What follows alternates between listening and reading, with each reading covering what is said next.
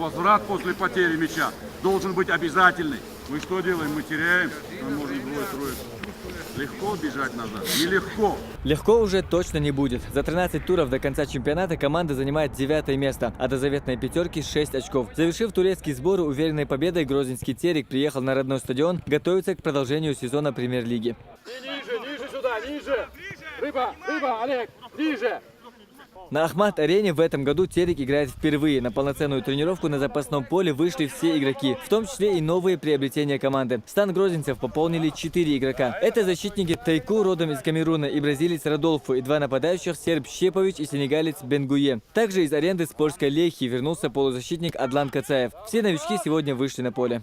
Коллектив, хорошо коллектив, все футболисты, как можно считать, что между нами есть уважение, это самое хорошее. Главный тренер Рашид Рахимов отметил, что в этом году в плане подготовки команда сделала значительно больше, чем в прошлом. Для достижения поставленной цели потребуется концентрация в каждом матче. Наставник Терека говорит, мальчиками для битья коллектива уж точно не будет. Ну, наверное, игра покажет, в каком тонусе мы находимся, но с каждым матчем, я думаю, мы будем добавлять. То, что в плане физическом, в том, что мы сохранили тот уровень, который был у нас, но мы не сомневаемся. И болельщикам, и в городу хочется, чтобы команда делала шаг вперед. Поэтому ребята каждый матч будут отдаваться. Есть какая-то разница играть первый матч после перерыва на Билимханово или здесь на Ахмат-арене? Все равно это свое поле, но разница есть. Вы видите, какой у нас стадион. Это великолепный стадион. Я знаю, что атмосфера на Билимханово тоже очень хорошая. И мы на нее надеемся, что болельщик нас поддержит. Ну, естественно, мы постараемся показать свои лучшие качества.